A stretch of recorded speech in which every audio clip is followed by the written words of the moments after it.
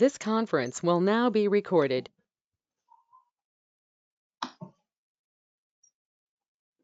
अद्य सोमवासरः अथवा इन्दुवासरः आषाढकृष्ण अष्टमी दिनांक 13 जुलाई 2020 चरक सूत्र अध्याय 25 अग्र संग्रह शंखं चक्रं जलकान्दतमृतघटं चारुदौर्भिश्चतुर्भिः सूक्ष्मस्वच्छातिवृत्यांशुकपरिविलसन् मौलिनं भोजनेत्रं कालाम्भोदोज्ज्वलाङ्गं कटितटविलसच्चारुपीताम्बराढ्यं वन्दे धन्वन्तरिं तं निखिलगतवनप्रौढदावाग्निलीलम् प्रौढदावाग्निलीलम् ब्रह्मणो हि समारब्धामात्रेयार्तेषु पूर्विकाम् अस्मदाचार्यपर्यन्तां वन्दे गुरुपरम्पराम् आयुर्वेदरतं वन्दे मातवाख्यं महागुरुम् आयुर्वेदामृतं सर्वं शिष्येभ्यो यः प्रदत्तवान् द्रष्टाज्ञानी दृष्टकर्मा कृतकर्मा तथैव च अध्यापको वृषक्श्रेष्ठो महान् संशोधकस्तथा गुणैरेतैः समुदितैः यत्कार्यं ततनोति सः समृद्ध्यर्थं हि कार्यस्य वयं नु प्रयतामहे सरस्वत्यै नमो यस्याः प्रसादात् पुण्यकर्मणि बुद्धिदर्पणसङ्क्रान्तं जगदध्यक्षमीक्षते आत्रेयं प्रथमं वन्दे आयुर्वेदजगद्गुरुम् आयुर्वेदामृतं सर्वं गृहीत्वा हि सुरेश्वरात् अग्निवेशादिकेभ्यो यत्परेच्छत्मनि सप्तमः प्रथमं तन्त्रकर्तारम् अग्निवेशं नमाम्यहम्।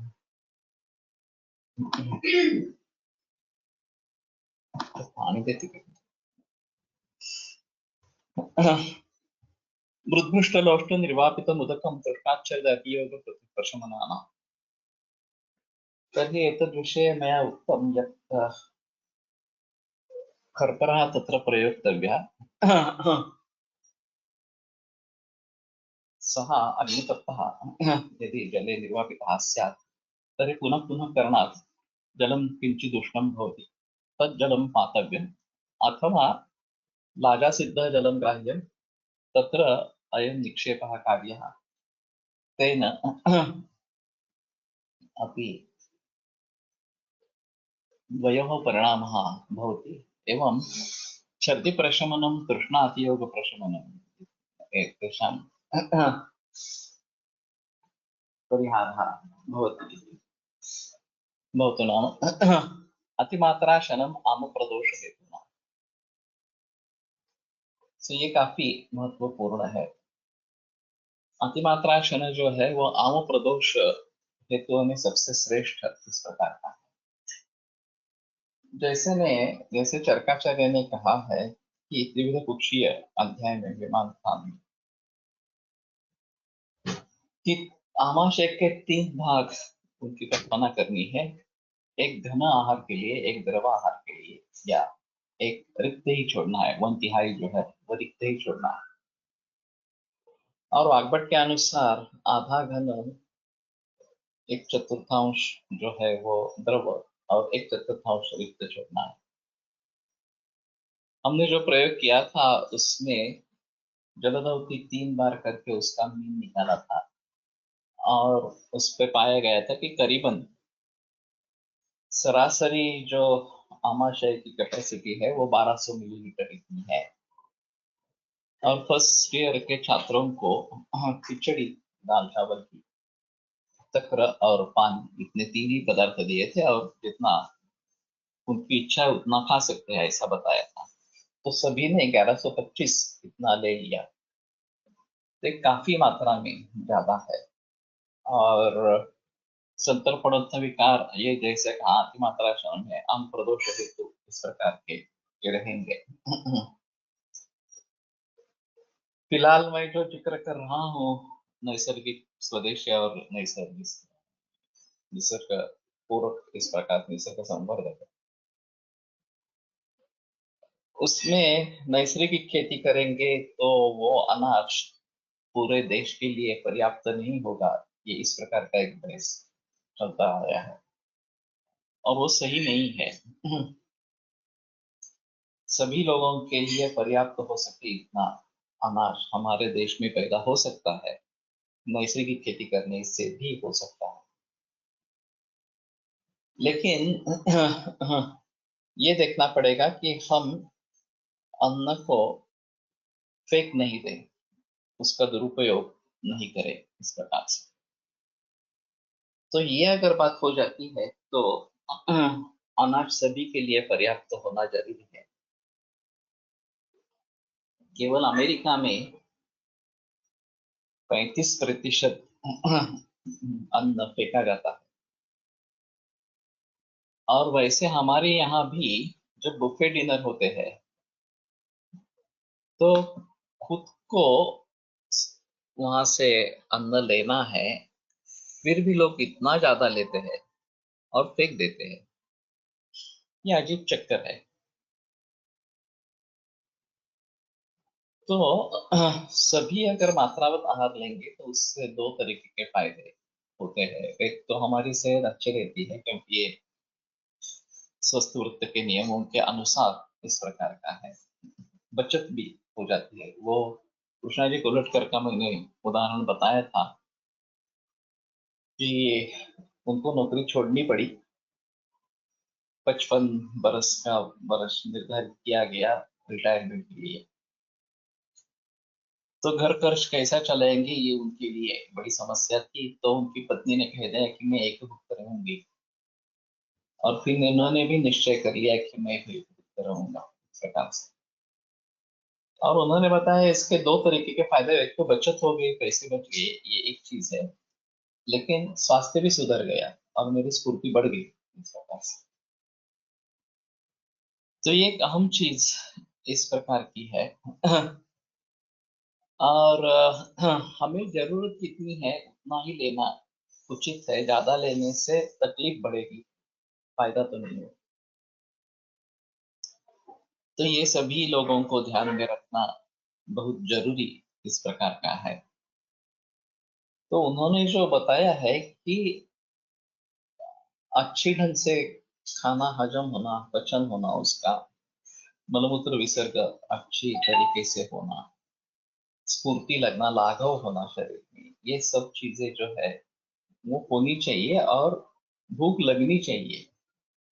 अगर हम केवल समय हो गया इसलिए खाना खा रहे हैं तो ये एक गलत चीज इस प्रकार की है। एक अमेरिका में प्रयोग किया गया था कि जब भूख लगे और जितनी भूख हो उतना ही खाना खाएं, यही सिर्फ गाइडेंस। और ओबेसिटी में बहुत फायदा हुआ इस तरीके से करने से। तो हम खान पान ज्यादा खाते हैं ऐसा ही थोड़ा सा है। और उसमें अगर गुरु आहार का सेवन किया गया, वो भी ज्यादा मात्रा में, तो निस्संशय संतर्पण जन्य विकार, ओबेसिटी जैसे हो जाएंगे। और फिर उसको कंट्रोल करना काफी मुश्किल इस प्रकार का हो जाता है। और ये आम प्रदोष है तो ना, ये जो बताया गया है आम प्रदोष के करने वाले कारणों में श्रेष्ठ है इस प्रकार के है। और उस बात को ध्यान में रखते हुए शायद आम से बहुत सारे रोग निर्माण होते हैं। आमय एक एक संज्ञा है रोग के लिए। तो बहुत सारे रोगों में ऐसा ही होता है कि शुरू में लंघन पाचन की आवश्यकता रहती है क्योंकि उसमें आम रहता है। सर स्वेद दारुगंज हेतु व ट्रीटमेंट काय शल्य चिकित्सा ही देखो। ये इसमें बताया गया है, हमने पढ़ा है इसमें एक्चुअली। तो थोड़ा पित्त से संबंध होता है और थोड़ा मेद से संबंध होता है, तो उन दोनों की ट्रीटमेंट करनी पड़ती है। और उसके हेतु टालना और इसके आधार पर चिकित्सा करना ये आवश्यक है। तो यथाग्नि अव्यवहार अग्नि संदूषण, अग्नि के अनुसार खाना खाना ये अधिक अग्नि संरक्षण करने वाले हेतुओं में श्रेष्ठ है। तो ये जो पेया विलेपी आदि क्रम बताते हैं, हाँ, वो संशोधन के बाद तो करना ही है, लेकिन अगर आपका अग्निमांद्य है तो प्राय सभी रोगों में इसका इस्तेमाल हो सकता है। मेरी एक छात्रा है फ्रांस में, और वो इसी के आधार पर सभी मरीजों की चिकित्सा करती है, कैंसर से लेकर कि जब मरीज आए तो लाजामंड या पेया से शुरुआत करती है, और वो हजम होने के बाद अगला क्रम, वो हजम होने के बाद अगला क्रम, इस प्रकार से। और उसने एक नेटिव गाउ ढूंढ ली है वहां से, फ्रांस में, जो हाइब्रिड इस प्रकार की नहीं है, और फिर उसके दूध का इस्तेमाल करने के लिए कहती है। तो ये एक अहम चीज रहेगी। सर्वरोगेषु अयम क्रमः, ये भी बताया गया है कि अग्नि हमारे हिसाब में सबसे श्रेष्ठ है, और उसी की चिकित्सा करना काय चिकित्सा है वास्तव में। तो सभी रुग्णों में अगर हम ये देखेंगे, हाँ ठीक है, जब भूख लगे, जितनी भूख है उससे एक तिहाई कम ही खाना है, या आमाशय की कल्पना करके एक तिहाई कम ही खाना है। और जब फिर से भूख लगे, ये बाकी अन्न पचन के लक्षण दिखाई दे, तभी खाना है, और इसमें संसर्जन क्रम करें। हाँ, तो हम किसी भी रोग की चिकित्सा कर सकते हैं।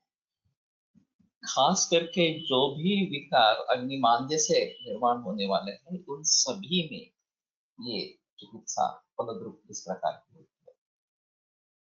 और गुल्म चिकित्सा में सूत्र आए, शम प्रकोपो दोषाणाम देहिनाम अग्नि संशय, तस्माद अग्निम सदा रक्षित निदानानि च वर्जयेत्। दोषों के शम और प्रकोप ये अग्नि संश्रित है, अग्नि के आधार पर है, और इसलिए अग्नि का पालन करें, और उसके जो कारण है अग्नि को बिगाड़ने वाले, उनका सेवन मत करें। तो ये एक अहम चीज है। नानद सर का एक बहुत ही प्यारा सूत्र था, नानद का। और हम बात कर रहे हैं दोष प्रकोप या दोष शम की, और वो भी अग्नि के ऊपर निर्भर है। आहारम पचति शिखी दोषान आहार वर्जित पचति। अग्नि जो है वो आहार का पचन करता है, और आहार वर्जित होने पर ही दोषों का पचन करता है। तो जब तक लंघन नहीं करेंगे और खाना खाते रहेंगे, तब तक वो खाना ही पचाएगा, दोष का पचन नहीं करेगा। तो इसलिए लंघन की आवश्यकता जरूर है। अभी मैं सुबह ये स्वदेशी और इसके बारे में, वैदिक विश्वविद्यालय इसके बारे में जो बोल रहा हूँ, उसमें रिलीजियस फास्टिंग, अद्यतन की उपवास की जो संकल्पना है, उसके बारे में मैंने जिक्र किया था कि उपवास में कौन से पदार्थ चलते हैं और कौन से नहीं चलते हैं, इसका आधार क्या है। ये जो सब आलू या साबुदाना, मूंगफली वगैरह, ये सब विदेश से आए हुए हैं, और ये उपवास में चलते हैं, ये किसने निर्धारित किया, किसने निश्चित किया है? और फिर रोजाना खाना नहीं खाना है और इन्हीं का सेवन करना है, ये इतना बैठ गया है लोगों के दिमाग में कि आप कितना भी समझाने की कोशिश करो, इसको कोई आधार नहीं है, धर्म शास्त्र का भी नहीं है, आरोग्य शास्त्र का भी नहीं है। अगर आप सचमुच लंघन करना चाहते हैं तो बेहतर है, अगर आप सह सकते हैं तो लंघन ही करो। अगर नहीं होता है तो लघु आहार करो, वो भी लंघन ही कहलाता है, लघु आहार। तो लघु आहार में चाहे फल ले लो, दूध ले लो, अलग अलग से इस प्रकार से, या सूप ले लो कोई। सर देशमुख सर एक लिक्विड डे बताते हैं, कि हफ्ते में एक दिन सिर्फ द्रव आहार ही लेना, चाहे सूप ले लो, दूध ले लो, गर्म पानी ले लो, लेकिन सिर्फ लिक्विड ही लेना, बाकी कुछ लेना ही नहीं, उसके घना आहार बिल्कुल नहीं लेना। तो ये भी एक तरीके से उपवास है, वो करो। उसका उपवास का वास्तव में मतलब मन के ऊपर नियंत्रण पाना है। और ये एक उसका तरीका है। मन के ऊपर नियंत्रण पाने का, कि हम अपने मन को कैसे नियंत्रित कर सकेंगे, इसके बारे में सोचना है। और छोटी छोटी बातों को लेकर अगर हम निग्रह कर पाते हैं, तो जब बड़ी समस्या हो तो हम उस पर काबू पा सकते हैं। तो ये उपवास का या व्रत का मूल उद्देश्य है वो, कि लेकिन उस उद्देश्य के बारे में कोई सोचता नहीं है। और फिर ये पदार्थ चलते हैं तो उनके विभिन्न पदार्थ भी बनाए जाते हैं, साबुदाना खिचड़ी है, साबुदाना वड़ा है, इस प्रकार से लेकर बहुत सारी चीजें बनती है। वो काफी गुरु है, ऍसिडिटीमुळे लंघन करू शकत नाही, अशा वेळी काय करावे, लंघन करू नये। सो अगर आपको सूट नहीं करता लंघन तो मत करो लंघन। इसमें लघुभक्ष नहीं, एक चीज हो सकती है, थोड़ा ही खाए, लिमिटेड खाए, और एसिडिटी का मूल रूप से उपचार करें, वो सबसे बेहतर इस प्रकार का है। मुझे भी लंघन, ये उपवास सहन नहीं होता है, मेरी माँ को भी सहन नहीं होता था। उसको मैंने कई बार बताया कि तुम मत करो उपवास, लेकिन वो मानती नहीं थी। और कम से कम महाशिवरात्रि और आषाढ़ी एकादशी, इन दिन का तो उपवास करना ही है। तो मैंने बंद किया, मैंने कहा कि नहीं, मैं नहीं खाऊंगा। अगर तुम खिचड़ी बनाती हो तो मैं थोड़ी खिचड़ी खा लूंगा, क्योंकि वो पसंद है मुझे, लेकिन सिर्फ खिचड़ी पर नहीं रहूंगा इस प्रकार से। तो कैसे तो उसने मान लिया कि मेरे लिए अलग भोजन बनाना आरंभ कर दिया। और वो खुद वही खाती रही। तो ये एक अलग चीज है, और उसमें एक ऐसा है कि पाप पुण्य की कल्पना है इससे जुड़ी हुई। तो अगर ये पदार्थ नहीं खाएंगे और रोजाना खाना खाएंगे तो पाप लगेगा। ये संकल्पना है। हाँ, तो ऐसा कुछ भी नहीं है वास्तव में। ना इसको धर्मशास्त्र का आधार है, न वैदिक का आधार है। तो इस प्रकार की परंपराओं को खंडित ही करना बेहतर इस प्रकार का है। अगर आप लेना ही चाहते हैं तो हल्का आहार ले लो, या कर्नाटक में धान्य पराल की संकल्पना है, भर्जित धान्य लेते हैं तो उपमा भी चलता है उसमें। चावल अगर हम भून के ले लेंगे तो भी चलता है, उसका राइस बना के। तो ये बेहतर ऑप्शन इस प्रकार का है। द्रव आहार देऊ शकता वेळी, यस दैट इज पॉसिबल। सो द्रव आहार दे सकते हैं, मिल्क डाइट फॉर एसिडिटी। कुछ लोगों को एसिडिटी में मिल्क डाइट सूट नहीं होता है, उसका भी खट्टापन हो जाता है।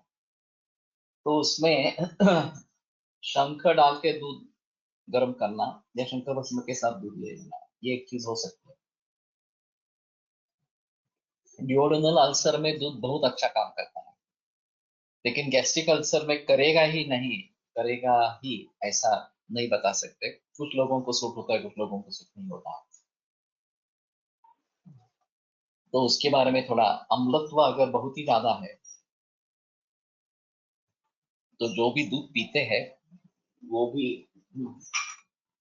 तकलीफ देने वाला होता है। नियमित समय भोजन का समय होता है, तब अन्न पाचक स्राव श्रावण होता है, उस समय एक क्षुधा उत्पन्न हो गई ऐसा लगता है। तो कैसे पहचानना असली क्षुधा? जब कोई हमें, जिसके बारे में द्वेष है, बिल्कुल पसंद नहीं है, ऐसी चीज भी सामने आने पर मुझे इतनी भूख लगी कि मैं खा जाऊंगा, तो वो सही क्षुधा है। नहीं तो बुभुक्षा है, हमने कुछ नाम सुना, हमने कुछ गंध सूंघा इस प्रकार से, या कुछ आस्वाद ले लिया, और हमें लगता है कि हाँ हमें भूख है अभी, हमें खाना खाना चाहिए। तो ये अलग चीज होगी और उसमें वो लेना उचित नहीं है। तो अगर आपकी क्षुधा किसी द्रव्य पदार्थ पर मौजूद है या उसके ऊपर निर्भर है, तो समझ लेना है कि आपकी सही क्षुधा नहीं है। जिसका द्वेष है उसके बारे में भी अगर आप चाहते हैं कि नहीं नहीं मुझे ये चाहिए ही खाना, तो ठीक है, तो फिर खा लेना है। मेरा भी ऐसा हुआ था। मैं 8वीं कक्षा में था, हम किसी के घर पे गए थे और मुझे बहुत भूख लगी थी, और उन्होंने बताया कि हमारे पास सिर्फ भिंडी की सब्जी और रोटी है। मुझे तो भिंडी की सब्जी बिल्कुल पसंद नहीं थी। वो दूसरा कोई चारा नहीं था, तो मैंने वो खा ली। और खाने के बाद मुझे पता लगा कि अच्छी लगती है। तब से उस पर रुचि उत्पन्न हो गई। तो ये भी एक चीज है कि करेला की सब्जी बहुत लोग खाते नहीं है, लेकिन इस प्रकार क्षुधावस्था में खाएंगे तो उसके बारे में रुचि हो जाएगी। रुचिपालक म्हणून आरोग्यास लाभदायी पचाव्यासारखी आणि मर्यादित भोजन हा त्याचा भाग झाला।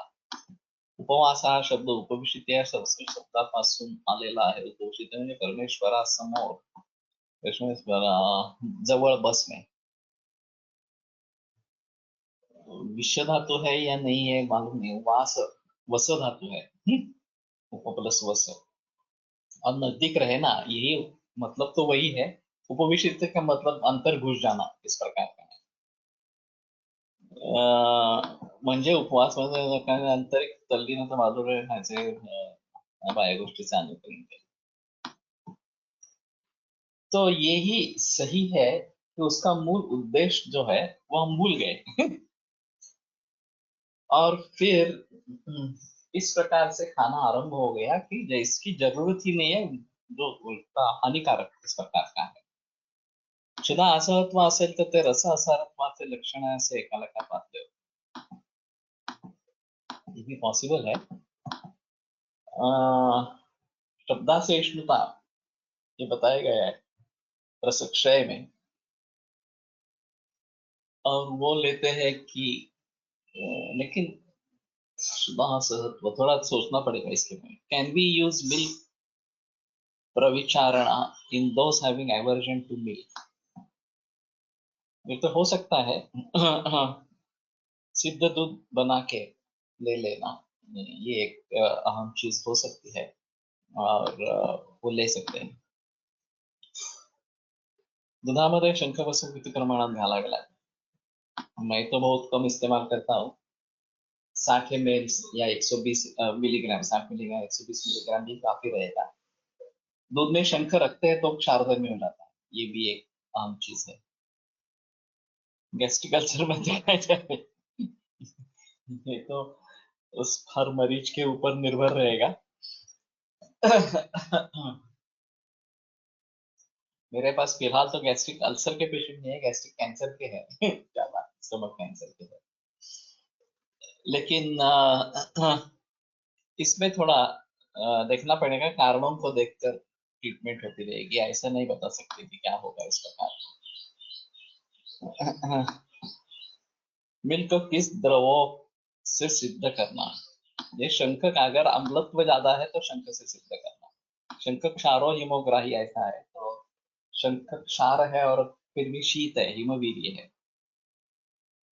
डिओडिनल अल्सर में तो दूध उपयोगी होता है, उसमें कोई संदेह नहीं है। केवल दूध के ऊपर रखते हैं और शूल का तुरंत उपशम हो जाता है, जो मैंने काफी मरीजों में देखा है। अब अर्थात ये भी बहुत पुरानी बात है, अभी मेरे पास डिओडिनल अल्सर के पेशेंट नहीं है, लेकिन 25-30 बरस पहले मैंने डिओडिनल अल्सर के केसेस ट्रीट किए हैं।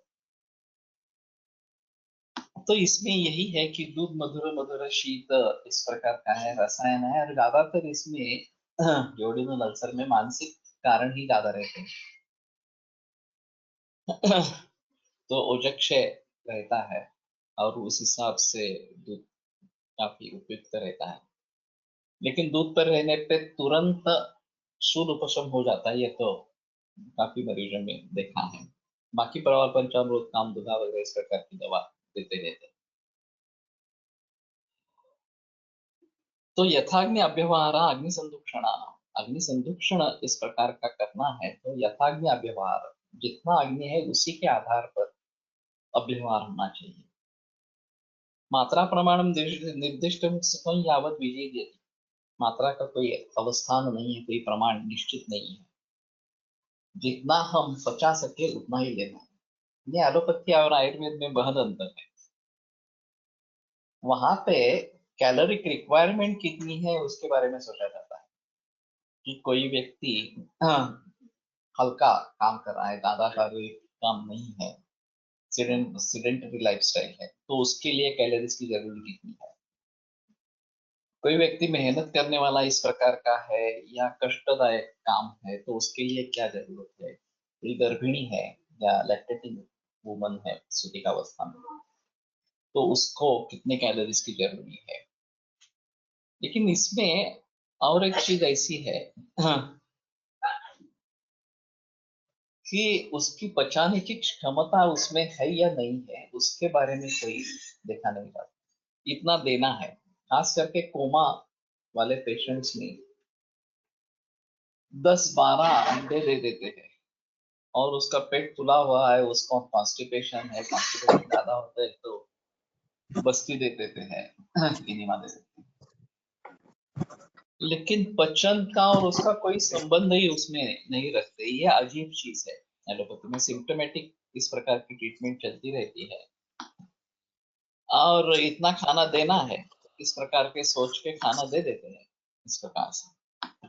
नानल सर ने एक अनुभव बताया था अमवात के बारे में जर्मनी में।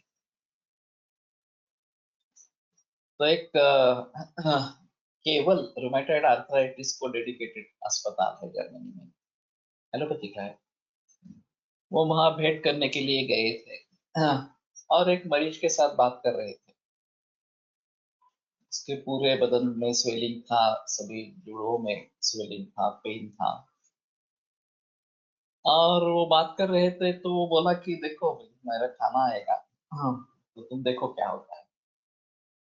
तो वैसे खाना आ गया, तो उसने इसको ठुकरा दिया, मुझे कुछ नहीं खाना है ऐसे।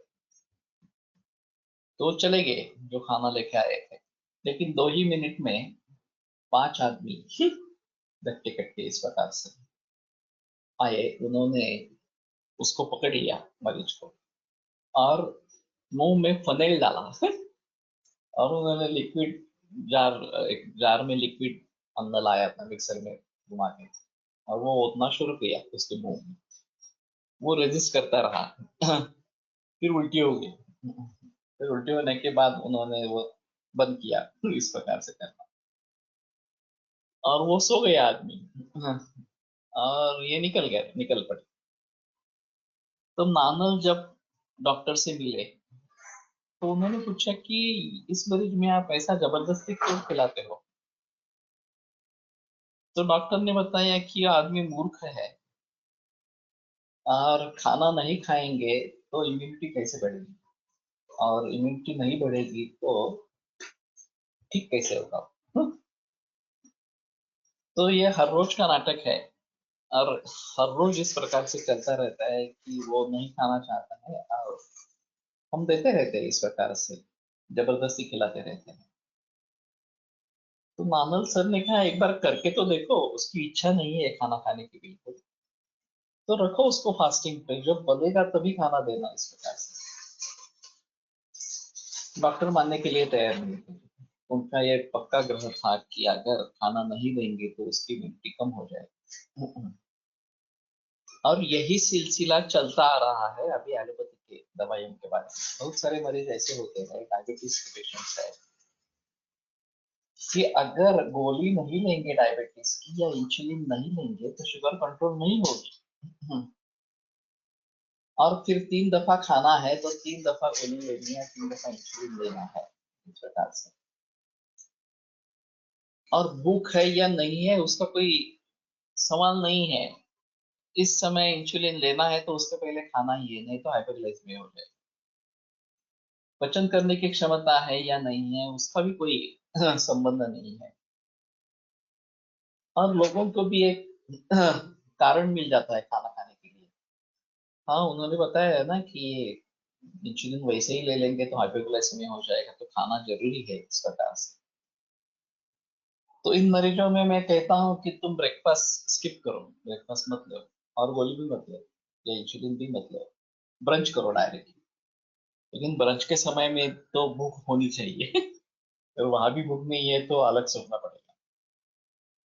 और फिर उस समय आपको जो इंसुलिन लेना है या गोली लेनी है वो ले लो इस प्रकार के।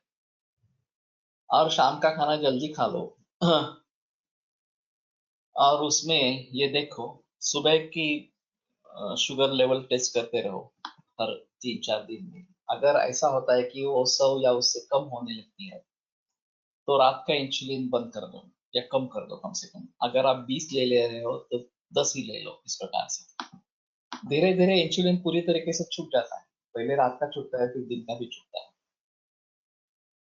तो इसमें एक अहम चीज है,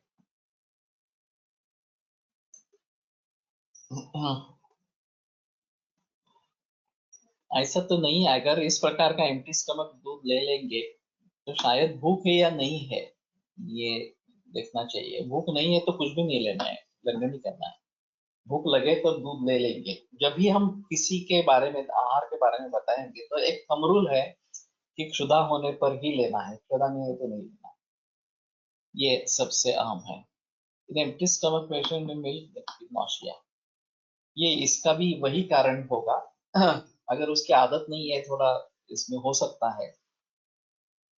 लेकिन जर्सी गाय का दूध तो नहीं लेना है, ये सबसे हमें देसी गाय का ही दूध लेना है। आतापर्यंत सातवी असलेले मिल्क अचानक आता पचत नाही आहे तर लॅक्टोज इंटॉलरन्स समजावे की अजून काय? अगर दूध में कुछ परिवर्तन आ गया हो तो देखो, कभी कभी क्या होता है कि खाना बदल जाता है गायों का, अगर देसी गाय भी है तो, या डिलीवरी हो गई हो गाय की तो शुरू के 3-4 दिन में दूध भारी होता है, ऐसा है। दोषोपनद्धं यदि लीनमन्नं पित्तोल्बणस्यावृणयान्न वह्निं जायेत दुष्टा ततो बुभुक्षा मद्यापन्त बुद्धिं विषवन्यः।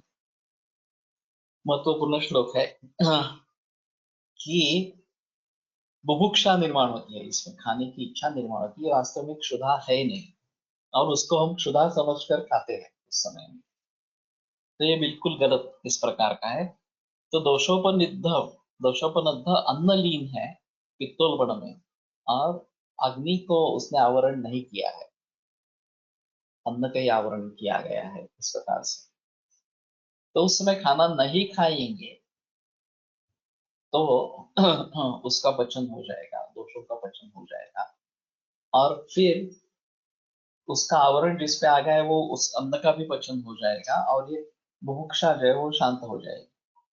अष्टांग संग्रह में एक दूसरा सूत्र है, अथ पाने मारुतग्नि सुगंध सुगंधिभिः ततस्तु संस्पर्शते सुखैः तैलैरभ्यङ्गमाचर। ये हेमंत ऋतुचर्या में बताया गया है। तो खान पान की इच्छा होने पर मारुतग्नि इस प्रकार के तेल का अभ्यंग करे, ऐसा बताया गया है। तो मैंने वेलंकर मैडम से ये पूछा था सवाल कि इसका मतलब क्या है, भूख लगी है और अभ्यंग करने के लिए क्यों? तो उन्होंने बता दिया कि मुझे भी ये सवाल है, लेकिन मैंने प्रैक्टिकली करके देखा तो इससे फायदा होता है भूख लगने पर हेमंत ऋतु में प्रातरेव बुभुक्षितः, ये बताया गया है कि दैर्घ्यान्निधानाम् एतर्हि प्रातरेव बुभुक्षितः। रात्रि ज्यादा दीर्घ होती है तो सुबह ही भूख लगती है, धुंधुर मास कहते हैं। और एक प्रचलन भी है हाँ, कि खाना खाना, सुबह भी खाना खाना, ब्रेकफास्ट ले लेना इस प्रकार इस ऋतु में। लेकिन अगर आप इस प्रकार से अभ्यंग करके कुछ समय निकाल सकते हैं, अभ्यंग, उद्वर्तन, स्नान और फिर खाना खाना इस प्रकार से, तो ये पॉसिबल है कि उस कुछ देर तक उसका विराम हो जाता है, क्षुधा का विराम हो जाता है। तो इन सभी के बारे में थोड़ा सोचना पड़ेगा। और जो बुभुक्षा है वो तो टालनी है। क्षुधा है वास्तव में तो अन्न का सेवन करना ही है, उसमें संदेह नहीं।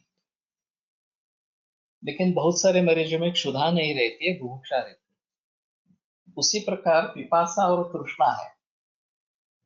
तृष्णा यानी कि प्यास है, पिपासा पातुम इच्छा, पिपासा पीने की इच्छा है, उसमें तृष्णा होती ही है ऐसा नहीं। तो अगर तृष्णा है तभी पानी पीना है, सिर्फ पानी देख लिया और पानी पीने की इच्छा हो गई, तो पिपासा निग्रह ही करना है इस प्रकार से। तो इन चीजों को ध्यान में रखना बहुत जरूरी इस प्रकार का है। अगर किसी रुग्ण को बहुत दिन दुग्धाहार पर रखने के वजह से दुग्ध के प्रति घृणा उत्पन्न हो जाए तो ऐसा क्यों होता है और इसके लिए क्या करें? मैं मूंग का सूप वगैरह बताता हूँ, या अष्टगुण मंड हम देते हैं कुछ मरीजों को और ये 1-2 दिन के लिए होता है कि प्रियत्वं गमयेत् पुनः कल्पना विधिभिस्तैस्तैः प्रियत्वं गमयेत् पुनः तथ्यं द्वेषत्वम् आगतम्। तथ्य भी चीज द्वेष उसका हो जाता है। तो कल्पना विधि भी ही प्रियत्वम गमयेत् पुनः, तो कल्पना विधि का इस्तेमाल करके फिर से उसको पथ्य प्रिय हो इस प्रकार से करना है। अग्नी अभ्यंग केल्यावर त्या ठिकाणी काही काळ ऍक्टिव्ह होत असेल म्हणून काही काळ क्षुधाशमन जाणवत असावं, ये तो सही है।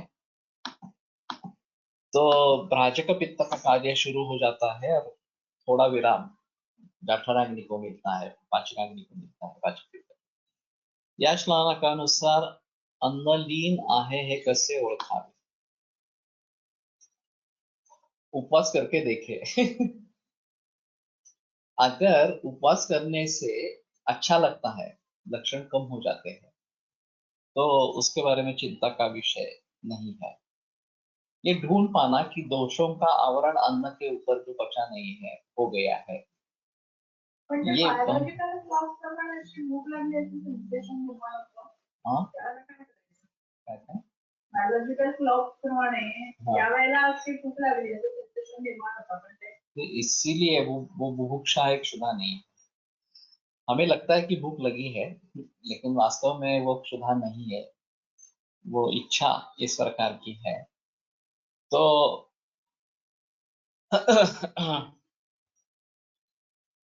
उस समय निग्रह ही करना पड़ेगा इस प्रकार से।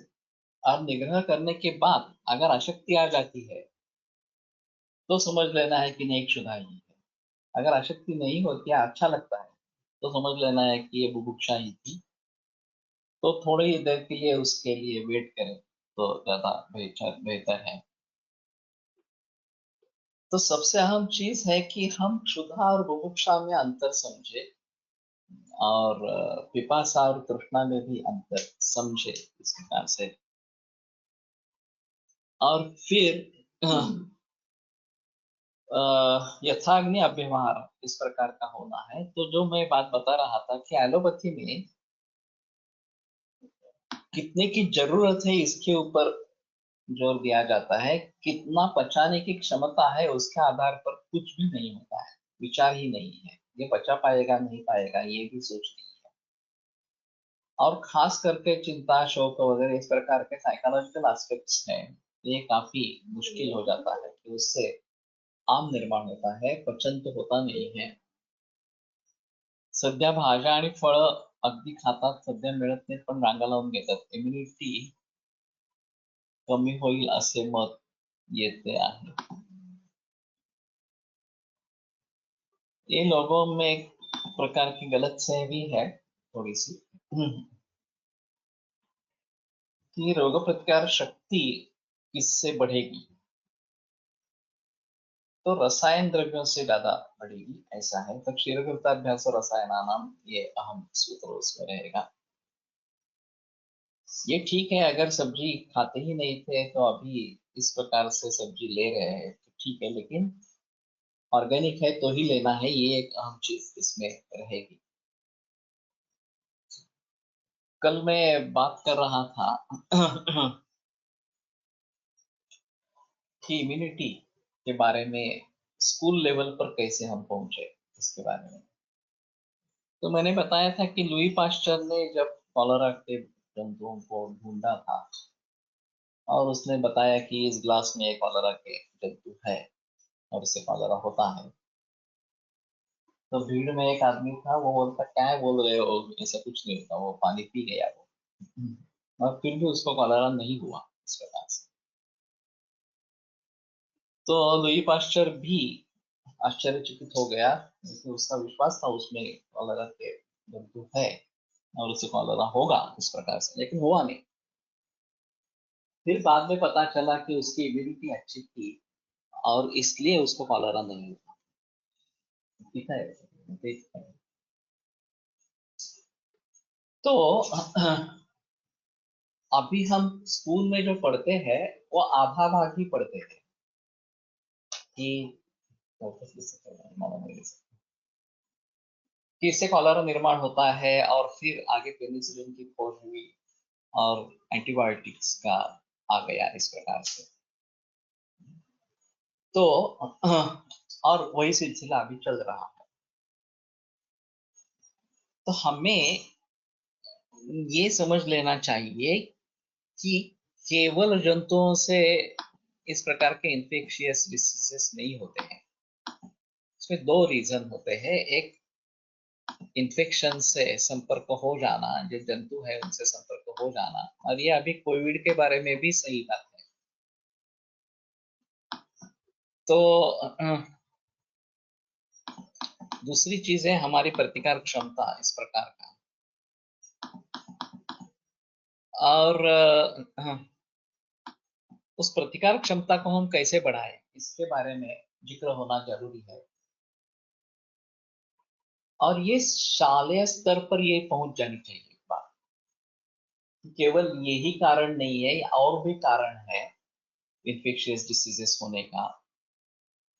और ये बात वहां से अगर पता चले तो शायद समाज में कुछ जागृति हो जाएगी। लॉस ऑफ एपेटाइट मध्ये क्षुधाचा विचार कसा विचार करो, ये एक ऐसा है कि अग्निमांद्य एक अलग चीज है और अग्निमांद्य से उत्पन्न हुआ आम ये अलग चीज है। तो केवल अग्निमांद्य है और उससे आम वगैरह निर्माण नहीं हुआ है तो आप मंदाग्नि की चिकित्सा करें। अगर उससे आम निर्माण है, स्रोतोरोध बलभ्रंश गौरा नीला बोलता, तो उसकी चिकित्सा करें।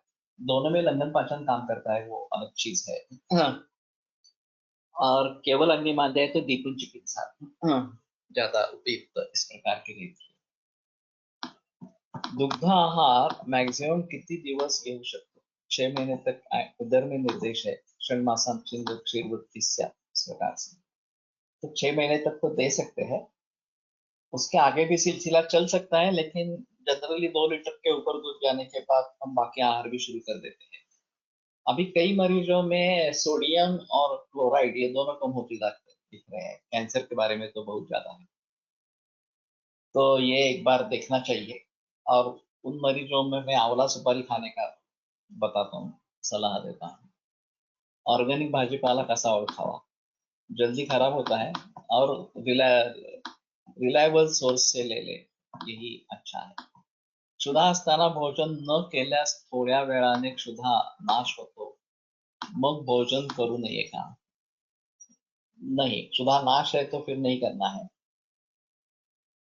लेकिन अगर उससे दौर्बल्य की प्रचिति नहीं है तो ये शायद उसने आम को पचा लिया है, खाना खाने की जरूरत नहीं। जब भूख लगे तब खाना खाना है, उल्टा स्फूर्ति बढ़ती है। इस अवस्था में अगर आम का पचन हो जाता है तो भूख भी नहीं लगती, लेकिन स्फूर्ति बढ़ती है। रसायन कुणाला देऊ नये। ऐसा तो नहीं है, रसायन सभी को दे सकते हैं। कौन सा रसायन किसको देना है, वो उसको पचन करने की क्षमता है या नहीं है, ये देखना है। स्वस्थ सेवर्जस्करण यत्तु तदृश्यम तद रसायन, तो स्वस्थ की ऊर्जा बढ़ाने वाला है तो सभी को देना है। और वातात्विक रसायन के बारे में तो कोई संदेह नहीं है। अगर आपको कुटी प्रावेशिक करना है तो पूर्व में ऐसी वैसी मध्य वाईस प्रकार करना है। आपल्याकडे धने जिरे मसाला असे विविध मसाले आहेत, विविध फुलांचे मुलांबे आहेत, भांडणचे लोणचे आहेत, त्यांचा उपयोग होऊ शकतो ना, हो सकता है, उसमें संदेह नहीं है। लेकिन रुचि एक अलग चीज है और रसायन एक अलग चीज है। तो आमले का इस प्रकार के रसायन के रूप में अगर वापर करना है या उपयोग करना है तो आमलक से क्या क्या पदार्थ बन सकते हैं, इसके बारे में सोचिए। अभी आंवला कांडी काफी प्रचलन में, च्यवनप्राश है, मोरावला है, या आंवला सुपारी है, या आंवला ऐसा ही खा सकते हैं। तो ये बेहतर तरीका है कि हम उसके विभिन्न प्रकार बना के उनका प्रयोग बढ़ाए। इम्युनिटीसाठी उत्तम भूक लागणे हे पहिलं लक्षण असावं, पण CCC मध्ये करोनाच्या रुग्णांना आमरस, गुलाबजाम अशी पीस देणाऱ्या पाश्चिमात्य वैद्यक बुद्धीच्या डॉक्टरांना आयुर्वेदाच्या अग्नी संपूर्णपणा कळणे हे कठीण असते। CCC म्हणजे काय?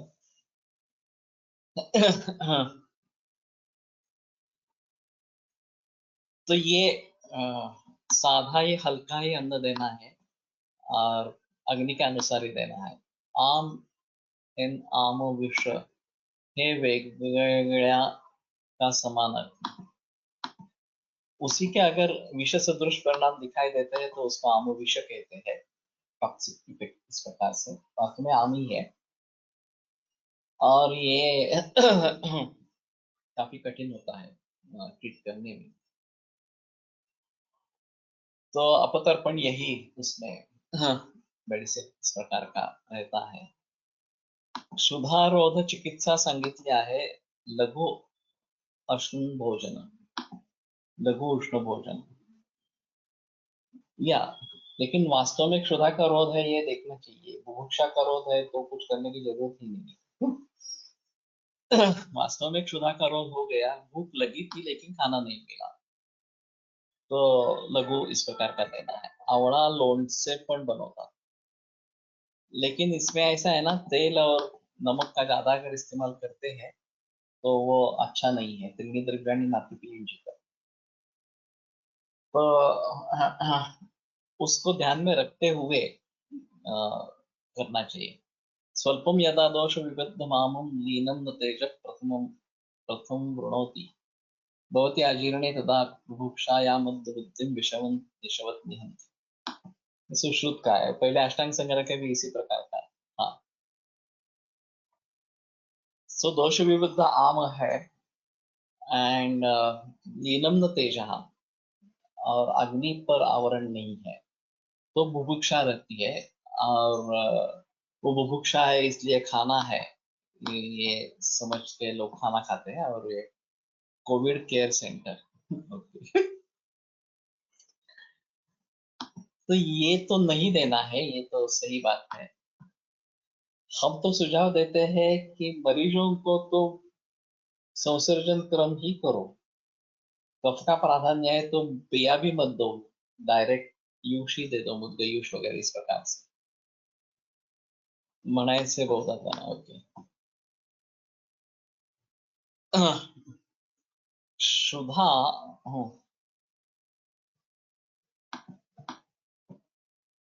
वेग धारण आणि लंघन शैल बी डिफरेंशिएटेड। हाँ, लेकिन क्षुधा वेग में ऐसा है, सच्ची सुधा क्षुधा है लेकिन आम है, और हम लंघन करेंगे तो वो आम का पचन करेगा और फिर स्फूर्ति बढ़ेगी। तो ये ध्यान में रखना है। इंस्टेड ऑफ ओनली आंवला चूर्ण और जूस, आंवले रसायन can be used in routine as a better option. ये सही है, लेकिन कम से कम आंवले का सेवन हो, ये तो देखिए, क्योंकि अंततः रसायन औषधों का प्रयोग करना है, ये एक अहम चीज इस प्रकार से रहेगी। और वैसे आंवले का रसायन ज्यादा अच्छा है, पैलेटेबल है। हरी तिक्की का रसायन लेना इतना आसान नहीं है। वरदान पिपली का रसायन भली भांति ले सकते हैं, तो उसमें ज्यादा तकलीफ नहीं होती। लेकिन चित्र या फिर भल्ला तक वगैरह को सेवन करना काफी मुश्किल इस प्रकार की है। अगर उपवास नींद ज्यादा हो तो क्या समझे? नींद, ये समझा नहीं मैं। उपवास माइंड या नींद क्या है? ऋतुहरित की सर्वानी घ्यावी का देखना चाहिए, लेकिन हो सकता है। Even with pippali can some patient have bleeding, वो आपको देखना ही, देखकर ही करना पड़ेगा, क्योंकि उसमें ऐसा है कि ग्रीष्म ऋतु शरद ऋतु में नहीं इस्तेमाल करना है, वर्षा ऋतु या हेमंत ऋतु में कर सकते ज्यादा हो, उपवास नींद ज्यादा हो तो क्या? ये समझा नहीं मैं एक्चुअली, उपवास नींद क्या है ये? उपवास में नींद,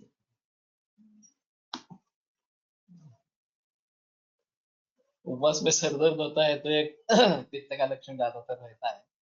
तो शाम पित्त है तो सुबह में शिक्षक का इस्तेमाल करें, नहीं तो पत्थरी का करें वगैरह। और अगर ये खाना खाने से सर दर्द हो रहा है तो आम की चिकित्सा करनी पड़ती है, खाना नहीं खाना है, साबुदाना वगैरह, उसके बारे में सोचना पड़ेगा। तो ठीक है। हाँ,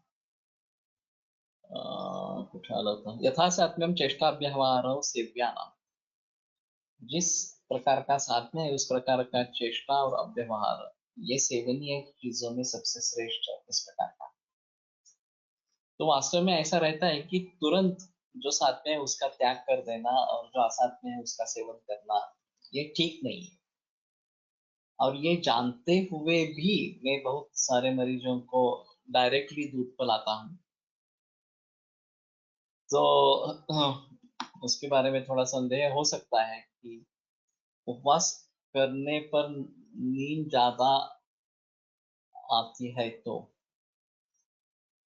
तो अगर ये ठीक है, अगर नींद सच्ची नींद है तो सो जाना बिना कुछ खा के। तो वो भी पचन करेगी, नींद भी पचन करेगी, ऐसा है। ये ऐसा हो सकता है कि मैं ऑस्ट्रेलिया में गया था और यहाँ बहुत ही हेक्टिक शेड्यूल हुआ था पुणे में। और वहाँ ज्यादा हेक्टिक शेड्यूल नहीं था, कुछ लेक्चर्स थे, कुछ कंसल्टेशंस थे, और मुझे इतनी नींद आ रही थी कि थकान ही थी। तो साइमन ने मुझे बताया कि तुम कुछ मत करो, जितना काम है उतना करो, बाकी सोते रहो। तुम्हारी बॉडी की ये डिमांड है।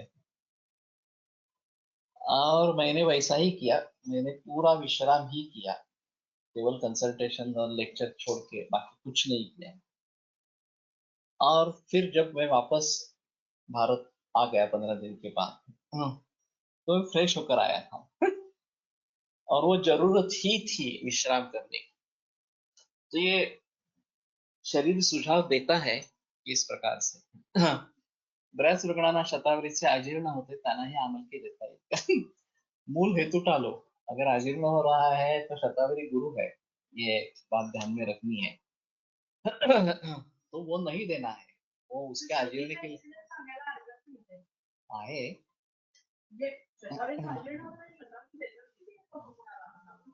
नाही, त्या छोट्या मुलीला कोणी दिली नसेल। नाही म्हणजे हे नाही नाही, पण हे लोक म्हणतात त्या ते किती प्रमाणात देतात, म्हणजे डिकॉम्प्लेक्शन असतात. हमारी लड़की को 6 महीने की थी, 2-3 महीने तो उसको शतावरी कल्प ज्यादा दिया गया और वो सोने लगी। उठी ही नहीं। तो पलटकर सर को बताया, तो सर ने पूछा कि अलग क्या किया।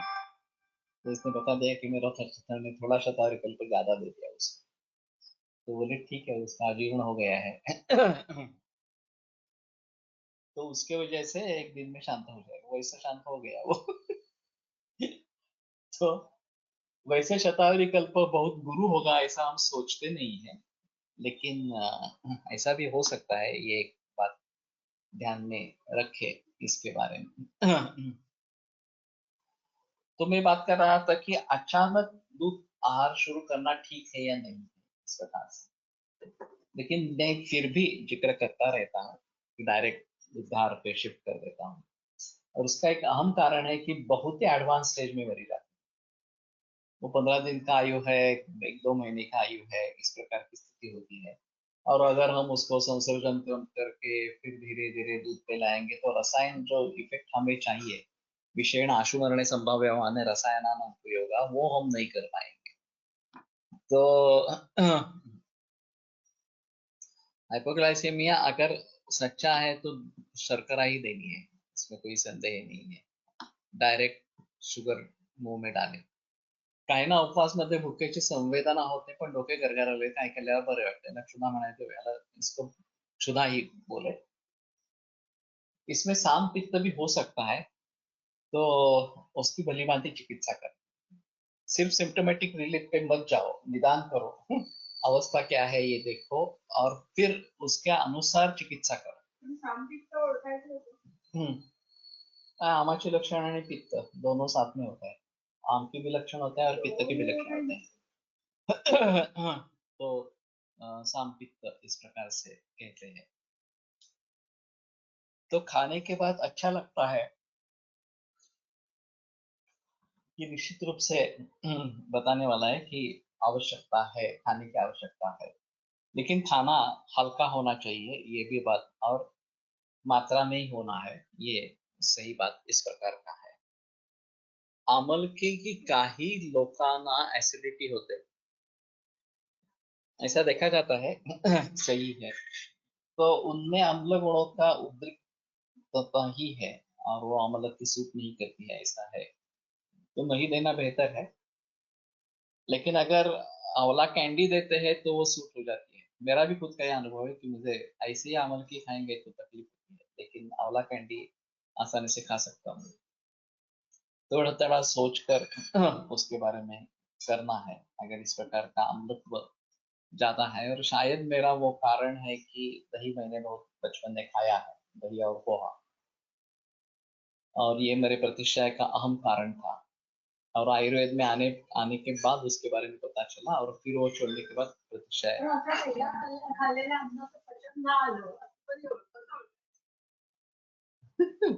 उसका पचन हुआ है नहीं है, दूसरे दोष जो निर्माण हुए हैं, आम निर्माण हुआ है, उसका पचन हो गया तो ठीक है। एक सीधी बात होती है कि लक्षण कम हो जाते हैं, बंद हो जाते हैं, तो ये समझ लेना है कि ठीक है। तो ठीक है, अभी आज रुकते हैं, कल सिलसिला चालू रखेंगे। आयुर्वेद प्रकांडो निगदित इह हि शल्यतंत्र प्रधानः शिष्येभ्यश्चाशुतोऽयं निखिल जन कृपा व्याप्त चित्तेन येन आयुर्वेदस्य वाञ्छन् पुनरपि भुवने ताञ्च सुष्ठु प्रतिष्ठां श्रेष्ठं धन्वन्तरिं तं प्रणमति च सदा वैद्यवर्गो हि नूनम् वैद्यवर्गो हि नूनम् विरम्यते व्याख्यान व्यापारात् श्वः नरकविदिष्यामः। प्रमेह में नशा अमल की बेटर या आंवला जूस एंड हल्दी, एक्चुअली दोनों को इकट्ठा करके भावना दोनों की देना बेहतर है। काही लोकांना कडू औषधांनी पित्त वाढतं, त्याच्यात काय विचार करावा? ये थोड़ा अलग ही अनुभव बताते हैं। वास्तव में तिक्त रस से पित्त नहीं बढ़ना चाहिए, उष्णवीर्य उसके साथ में हो तो ये एक बात हो सकती है, और वो तिक्त रस से नहीं, उष्णवीर्य से पित्त बढ़ता है, ऐसा है। रात में नींद में गले में एसिड आता है, क्या कारण है? पचन ही अच्छा नहीं है, यही सबसे अहम चीज है, और इसमें खाना कम ही खाना है। अमल के विथ मिश्री कैन सॉल्व दिस प्रॉब्लम, हो सकता है। ओके, तो अभी रुकते हैं यहीं पे, और कल